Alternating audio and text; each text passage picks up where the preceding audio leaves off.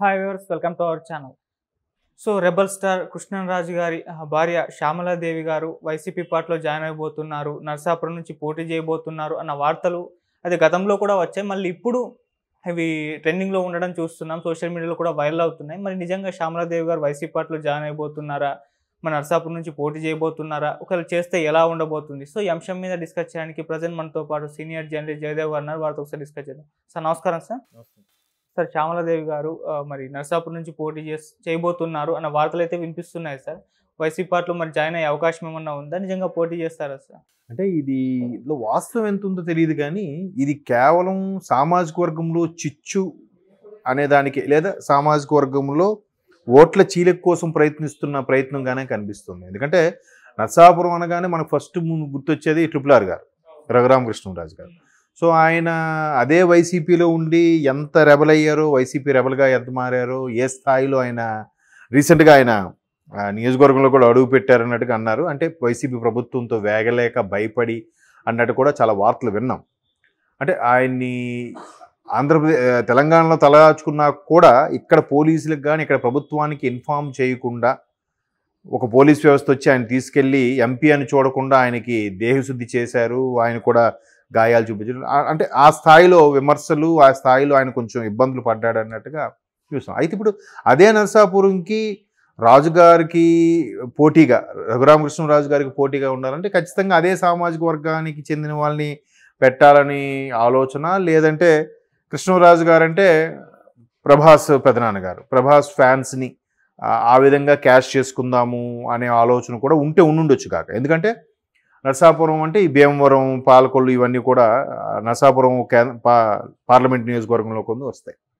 ఇంకోటి ఏంటంటే భీమవరం, నరసాపురం ఈ సరౌండింగ్స్లో ఫిల్మ్ ఇండస్ట్రీకి సంబంధించి ఎక్కువగా అబ్జర్వ్ చేసేది ప్రభాస్ గారి కటౌట్లు ఈ స్థాయిలో పెడితే వెంటనే పవన్ కళ్యాణ్ కటౌట్ది దానికి ఒక 2 అడుగులు ఎత్తు, పవన్ కళ్యాణ్ పెట్టారు మళ్ళీ ప్రభాస్ గారి కటౌట్ ఇంకో 2 అడుగులు, అట్లా పోటాపోటీగా.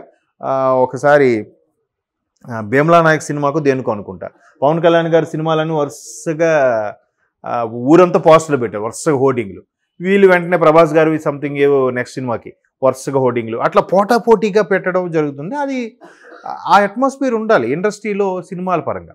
బట్ ఇక్కడ రాజకీయం అనేది ప్రజల భవిష్యత్తు, ప్రజల భవితవ్యం మీద ఆధారపడి ఉంటుంది. కాబట్టి ఇటువంటి నిర్ణయాలు తీసుకోవడంలో ఎంతవరకు కరెక్ట్ అనేది తెలియదు. బట్ ఆవిడికి రాజకీయాల్లో ఎంతవరకు ఇంట్రెస్ట్ ఉంది, లేదా నిజంగా ఆవిడ రాజకీయాల్లో రంగప్రవేశం ఉందనేది మాత్రం కేవలం సోషల్ మీడియాలో చూసాం తప్ప ఆవిడ స్వతహాగా స్టేట్మెంట్ ఇవ్వడం కానీ, లేదా కృష్ణరాజు గారి కుటుంబ సభ్యులు స్టేట్మెంట్ ఇవ్వడం కానీ, ప్రభాస్ గారు ఊరికే సరదాగా ఒకటి మాట్లాడినట్టు కానీ ఎక్కడ చూడలేదు. అండ్ మోరోవర్ కృష్ణరాజు గారు పీఆర్పీలో చేరేటప్పుడు అంతకుముందు బీజేపీకి చెందిన వ్యక్తి, తర్వాత పీఆర్పీ క్లోజ్ అయిన తర్వాత మరలా బీజేపీ తరఫునే వచ్చేసారు. ఎందుకంటే ప్రభాస్ బాహుబలి సినిమా హిట్ అయిన తర్వాత నరేంద్ర మోడీ గారిని ప్రభాస్ని తీసుకెళ్లి పరిచయం చేసి మాట్లాడించడం కూడా జరిగింది. సో బీజేపీతో ఆ విధమైన సత్సంబంధాలు ఉన్నాయి. మరి ఇప్పుడు బీజేపీలో చేరకుండా లేదా వైసీపీలో చేరుతున్నారని అంటే ఇంట్లో ఎంతవరకు వాస్తవం అనేది మాత్రం మనకు పూర్తి స్థాయిలో తెలియదు.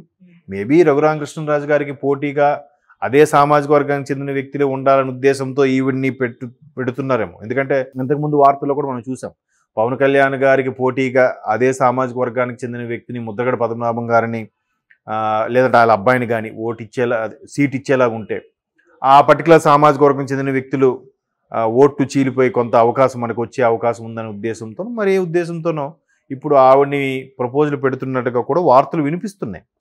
ఎక్కడ దాని మీద పక్కా ప్రూఫ్ అయితే లేదు కానీ ఇదంతా ఊహాగానాలు లేదా ఇట్లా ప్రపోజల్ ఉంది. ఇప్పుడు నాయకులు, మంత్రులు లేదా జగన్మోహన్ రెడ్డి గారు అనుచరులు కొంతమంది మాట్లాడుకున్నది ఆ నోట ఈ నోట విని అలా రీచ్ అయ్యి సోషల్ మీడియాలో పోస్ట్గా వస్తే రావచ్చు కాక. బట్ దీనికి అధికారికమైన ప్రూఫ్స్ అయితే నేను చూడలేదు, నాకైతే ఎంతవరకు ఐడియా లేదు. మేబీ నేను అన్నట్టుగా రఘురామకృష్ణరాజు గారికి పోటీగా ఉండాలంటే కృష్ణరాజు గారు కొంత గుడ్ విల్ ఉంది కదా, ఆయనకు కూడా గుడ్ విల్ ఉంది. అండ్ మోరోవర్ ఆయన పెద్ద కర్మ విషయంలో కూడా ఊర్లో మొగల్తూరులో ప్రభాస్ గారు భారీ ఎత్తున కార్యక్రమం నిర్వహించారు. అన్ని రకాల గ్రాండ్గా పిండి వంటలు అవి చేసి అన్ని రకాల వంటకాలతో పెద్ద కర్మ అనేది నిర్వహించారు. మొత్తం ఊరు ప్రజలందరికీ ఎక్కడెక్కడ వచ్చే ప్రభాస్ ఫ్యాన్స్ అందరికి కూడా చేశారు. సో ఆ ఫ్యామిలీకి ఒక గుడ్ విల్ ఉంది కాబట్టి దాన్ని క్యాష్ చేసుకోవాలని చూస్తుండొచ్చు మేబీ వైసీపీ. వాళ్ళ ఎలక్షన్స్ ముందు ఇలాంటివి చాలా జరుగుతుంటాయి, పావులు కదుపుతుంటారు, అటుపక్క వ్యక్తులు ఒప్పుకోవాలి. ఆవిడ ఎప్పుడు జనరల్గా కృష్ణరాజు గారు ఏ సమావేశానికి వచ్చినా కూడా వచ్చేవారు, సరదాగా పార్టిసిపేట్ చేసేవారు, బట్ ఎక్కడ ఇన్వాల్వ్ అయ్యేవారు కాదు. ఆవిడ కూడా ఉండేంత వరకే తప్ప ఏ స్టేజ్ మీద కానీ లేదంటే ఆయన సినిమాల విషయంలో కానీ రాజకీయాల విషయంలో కానీ ఎప్పుడు జోక్యం చేస్తుంటూ కూడా చూడలే. మేబీ ఎట్లా ఎవరి ఆశలు ఎవరికి కోరికలు ఎలా ఉంటాయని తెలియదుగా. ఒకవేళ ఆవిడకి ఏమైనా కోరికలు ఉన్నాయో లేదంటే వీళ్ళే రాజులకు సంబంధించిన ఫ్యామిలీ కాబట్టి రాజుగారికి పోటీగా కృష్ణరాజు గారికి రఘురామకృష్ణరాజు గారికి పోటీగా కృష్ణరాజు గారి భార్యని పెట్టాలని ఆలోచన ఉందేమో చూద్దాం. లేకపోతే వెయిట్ అండ్ సీ. ఇవన్నీ ఎంతవరకు రూమర్స్ ఎంతవరకు వాస్తవాలో ఇంకొద్ది రోజులు గడితే ఎలక్షన్స్ ముందు వరకు మనకు క్లారిటీ రాదు. అంటే ఒక మ్యాక్సిమం ఫిబ్రవరిలో ఒక క్లారిటీ వస్తుంది. సంక్రాంతి అయింది కాబట్టి ఇంకా ఒక్కొక్కటి ఎవరెవరికి ఏ సీట్ కేటాయించాలి, ఎవరికి బీ ఫార్మ్స్ ఇవ్వాలనేది ఇంకా రాబోయే రోజుల్లో క్లారిటీ వచ్చే అవకాశం ఉంది. సార్ అంటే రఘురామకృష్ణరాజు గారికి నర్సాపురం నుంచి చంద్రబాబు గారు సీట్ ఇవ్వబోరు అని చెప్పేసి గతంలో కొన్ని న్యూస్ రావడం చూసాము. మరి ఇప్పుడు ఆయనకు ఒకవేళ సీట్ ఇవ్వకపోతే శ్యామలాదేవి గారు పోటీ చేస్తే ఎలా ఉంటుంది? లేదు, ఆయనకి సీట్ కన్ఫర్మ్ అది. ఎందుకంటే అంటే వార్తలు ఏంటంటే ఆయన waiting for either TDP or Janasena. ఆయన పోటీ చేయడం అంటే నేను విన్న వార్తలు ఏంటంటే రఘురామకృష్ణరాజు గారు నర్సాపురం నుంచి అయితే పోటీ చేస్తారు.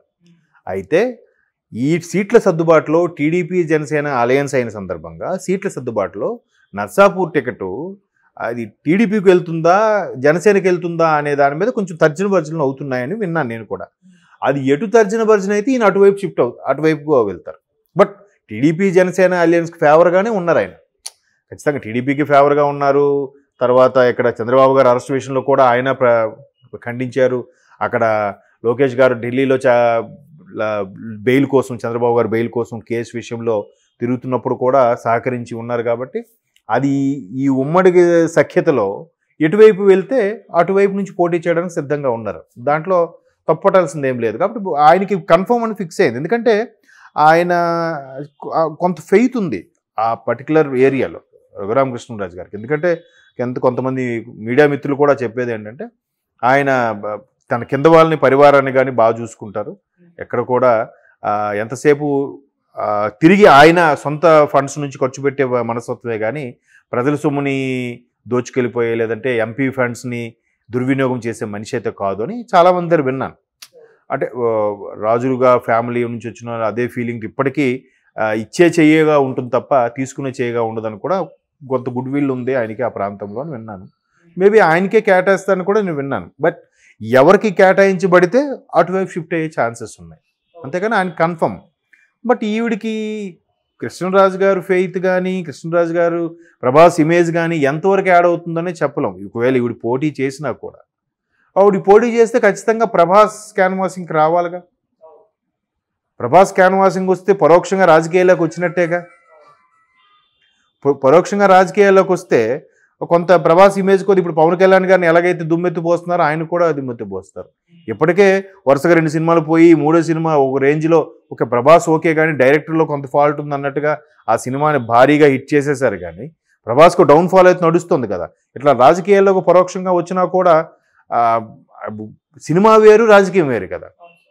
ఇప్పుడైతే పార్టీలకు అతీతంగా అందరూ ఇష్టపడుతున్నారు. పాన్ ఇండియా లెవెల్లో బీజేపీ లేదు, కాంగ్రెస్ లేదు, వైసీపీ లేదు, టీడీపీ లేదు. ఇప్పుడు ఒకసారి వాళ్ళ పెద్దమ్మ గారి కోసం ఆవిడ కోసం శ్యామలా గారి కోసం వచ్చి క్యాన్వాసింగ్కి నిలబడినా డాడ్ అయిపోతారు. అట్లీస్ట్ ఆయన క్యాన్వాసింగ్ రాకపోయినా ఆవిడ పోటీ చేసిందంటే ఖచ్చితంగా